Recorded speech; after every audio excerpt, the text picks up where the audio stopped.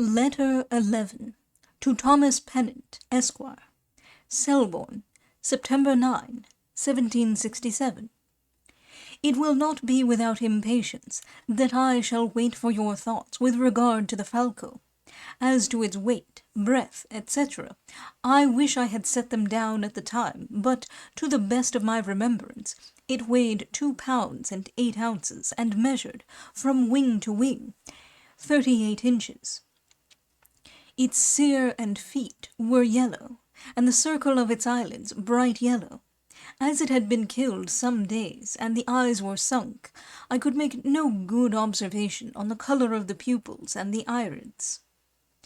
The most unusual birds I ever observed in these parts were a pair of hoopoes, upupa, which came several years ago in the summer, and frequented an ornamented piece of ground, which joins to my garden, for some weeks.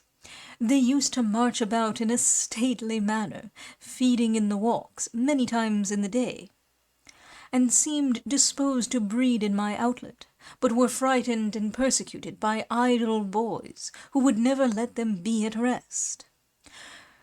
3 grosbeaks, Lotia cocothrustes, appeared some years ago in my fields, in the winter, one of which I shot. Since that, now and then one is occasionally seen in the same dead season. A crossbill, Lotia curvirostra, was killed last year in this neighbourhood. Our streams, which are small, and rise only at the end of the village, yield nothing but the bull's head or miller's thumb, Gobius fluviatilis capitatus, the trout, Truta fluviatilis, the eel, Anguilla, the lampern, Lampatra parca et fluviatilis, and the stickleback, Piscicillus aculeatus. We are 20 miles from the sea, and almost as many from a great river, and therefore see but little of sea-birds. As to wild fowls, we have a few teams of ducks bred in the moors where the snipes breed, and multitudes of widgeons and teals in hard weather frequent our lakes in the forest. Having some acquaintance with a tame brown owl, I find that it casts up the fur of mice and the feathers of birds in pellets, after the manner of hawks.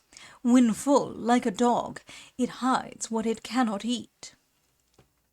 The young of the barn owl are not easily raised, as they want a constant supply of fresh mice, whereas the young of the brown owl will eat indiscriminately all that is brought, snails, rats, kittens, puppies, magpies, and any kind of carrion or offal.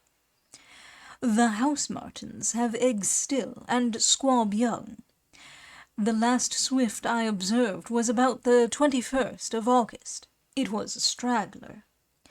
Redstarts, flycatchers, whitethroats, and reguli non-cristati still appear, but I have seen no blackcaps lately.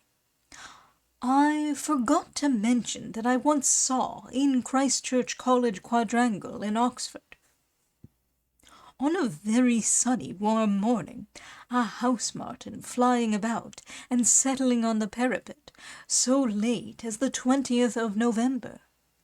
At present I know only 2 species of bats, the common Vespertilio murinus and the Vespertilio auritus. I was much entertained last summer with a tame bat, which would take flies out of a person's hand.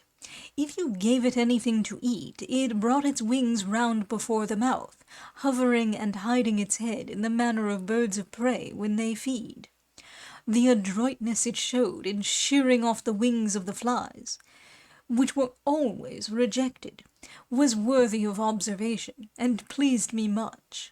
Insects seemed to be most acceptable, though it did not refuse raw flesh when offered, so that the notion that bats go down chimneys and gnaw men's bacon seems no improbable story. While I amused myself with this wonderful quadruped, I saw it several times confute the vulgar opinion that bats when down on a flat surface cannot get on the wing again, by rising with great ease from the floor. It ran, I observed, with more dispatch than I was aware of, but in a most ridiculous and grotesque manner.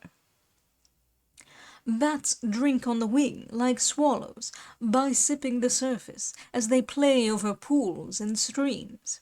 They love to frequent waters, not only for the sake of drinking, but on account of insects, which are found over them in the greatest plenty. As I was going, some years ago, pretty late, in a boat from Richmond to Sunbury, on a warm summer's evening, I think I saw myriads of bats between the two places. The air swarmed with them all along the Thames, so that hundreds were in sight at a time. I am, etc.,